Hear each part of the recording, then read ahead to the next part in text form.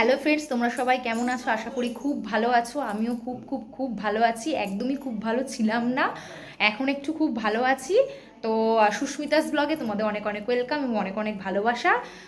শুভ পয়লা বৈশাখ। পয়লা বৈশাখে বড়রা সবাই আমার প্রণাম নিও এবং ছোটরা ভালোবাসা নিও। চলো, আজকে সন্ধেবেলা থেকেই ব্লগটা স্টার্ট করছি।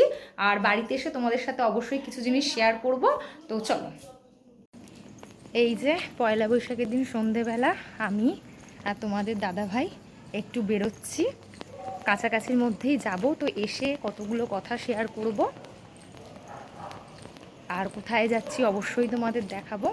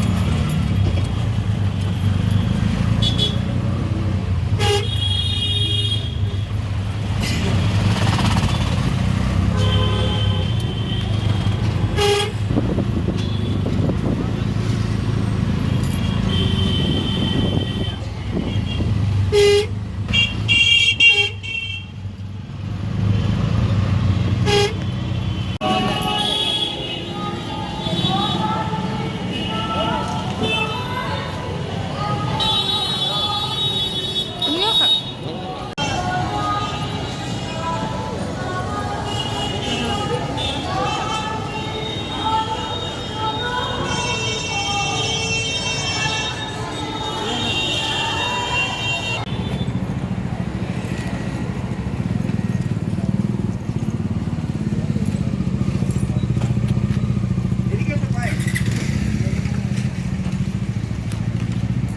তোমার কাছে খুচরো টাকা আছে?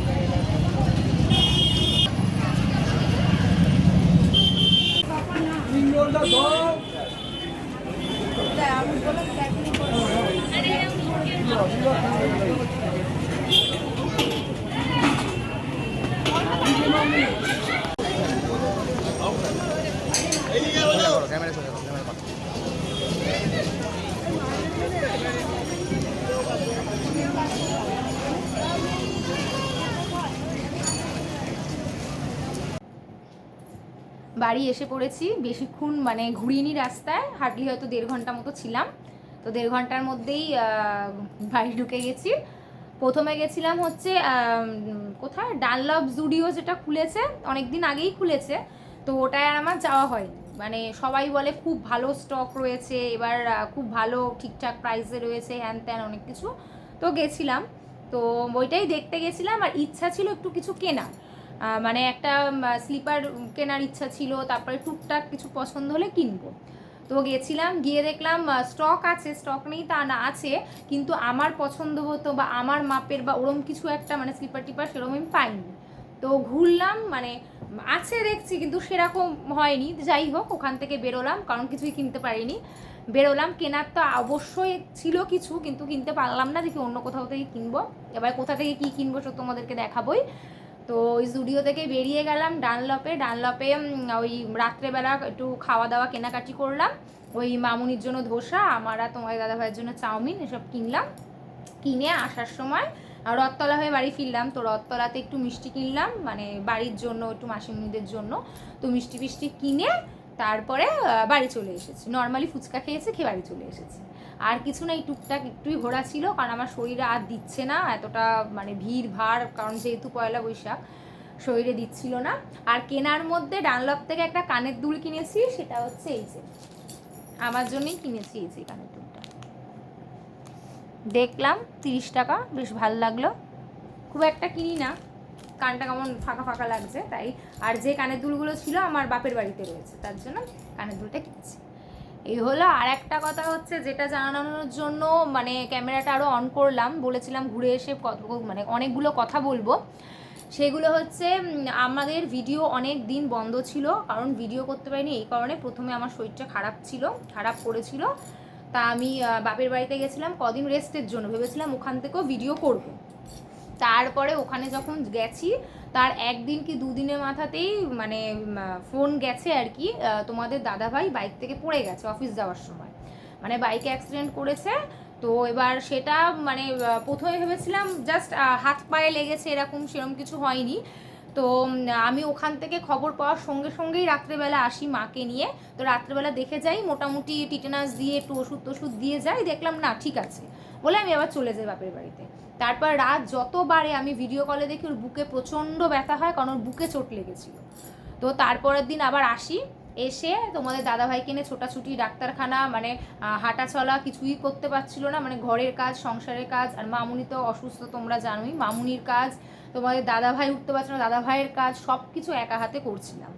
তারপরে তার 1-2 দিনের মাথাতেই আমার পক্স হয়, মানে তোমাদের দাদাভাইকে যখন ডাক্তার দেখাতে যাই সেদিনকেই আমি দেখছি আমার মানে কিছু একটা উঠেছে গায়ে, ঠিক বুঝতে পারিনি, ডাক্তার দেখলাম, ডাক্তার বলে পক্স। একদিকে তোমাদের দাদাভাইয়ের বুকের ওই অবস্থা, একদিকে আমার পক্স, এই দুটো নিয়ে তার মধ্যে ঘরের কাজ বললাম না, সব কাজ কর্ম সব কিছু করে একা হাতে ওইভাবে চলছিলাম। এবার না আমি ভিডিও মানে করতে পারছিলাম, আর না তো তোমাদের দাদাভাইয়ের অবস্থা ছিল যে কম্পিউটারের সামনে বসে এডিটিং করবে, তার জন্য আমরা ভিডিও দিতে পারিনি। এবার আমার এটা হওয়ার কিছুদিন 3-4 দিন 5 দিন মানে থাকলাম এই বাড়িতে, শ্বশুর বাড়িতে থাকার পরে একটু যখন স্টেবল হলাম, ওকে অফিস জয়েন করতে হবে। এবার আমাকে তো দেখার লোক নেই, আর ওই অবস্থায় পক্সে আমি থাকতে পারবো না, মামুনি অসুস্থ, অফিসে দেখার লোক নেই। তা আমার মা এসে আমাকে নিয়ে গেল বাড়িতে, যে ওই বাড়িতে থাকবি, ওই বাড়িতে সব নিয়ম কারণ যা হয় অনেক মানতে হয়, সব কিছু করবি, ওই বাড়িতে থাকবি। তো ওই বাড়িতে নিয়ে গেল, ওই বাড়িতে কিছুদিন থাকলাম, থেকে যে স্নান করে নিম হলুদ দিয়ে স্নান টান করলাম, মানে স্নানটা জাস্ট করেছি, আমার পুরোপুরি মানে খোসা যেগুলো ওঠেও নি, আর পুরোপুরি আমি সুস্থও হইনি, জাস্ট মানে স্নানটা করেছি নিয়ম করে। স্নান করার 3-4 দিনের মাথাতেই তোমাদের দাদাভাই অফিস থেকে এলো, এসে ভীষণ জ্বর নিয়ে বাড়ি ফিরেছে। তারপরে রাত 9টার সময় আমি দেখতে পাই তোমাদের দাদাভাইয়ের ভিডিও কলে এইখানে একটা পক্সের দাগ, মানে তোমাদের দাদাভাইয়েরও পক্স হয়েছে। এবার তোমাদের দাদাভাইয়ের যেই মাত্র খবর পেয়েছি রাত 9টার সময় যে পক্স হয়েছে, ও বলেছিল আজকে আসার দরকার নেই, পরের দিন এসো। এবার আমি জানি পক্সে খুব যন্ত্রণা হয়, আর মামুনির শরীর খারাপ, ও নিজেকে দেখবে না মামুনিকে দেখবে, তারপরে ঘরের কাজ রান্না এগুলো থাকেই। তারপরে দৌড়ে বাড়ি থেকে আমি মা সেই রাত 9টার সময় তড়িঘড়ি করে সব মানে ফুল টোটো করে আসার পরে এখানে দাদাভাইয়ের পক্স উল্টে আমি অসুস্থ, পক্স এসব ছিল।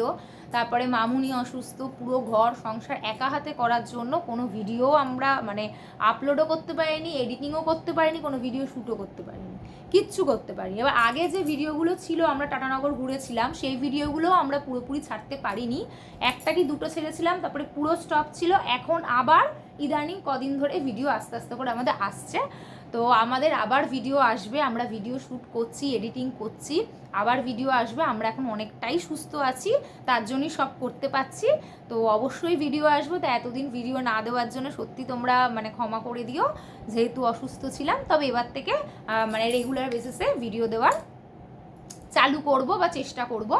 তো মানে খুব খারাপ কন্ডিশান গেছে বলে মারা ওখান থেকে মানে নিরামিষ রান্না করে করে পাঠাতো, রান্না করতে পারতাম না, লাস্টের দিকে মাসিমুনিরা রান্না করে টুকটাক দিত, মানে এইভাবে আমাদের চলেছে। তারপরেও খাবার টাবার গরম করে ঘরের কাজ করে, মানে দাদাভাইকে নিয়ে ওইদিকে মামুনিকে নিয়ে আমাকে নিয়ে ভীষণ খারাপ কন্ডিশান, তার জন্য আমরা একটা কিচ্ছু করতে পারি না।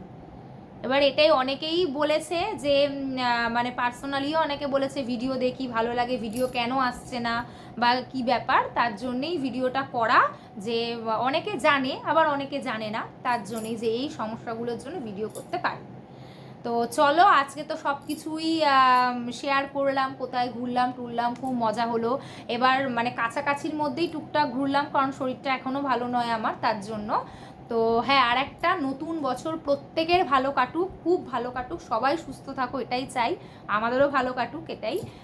তো চলো, আজকের মতো এখানেই টাটা, আবার দেখা হচ্ছে নতুন আর একটা ব্লগে। চলো টাটা।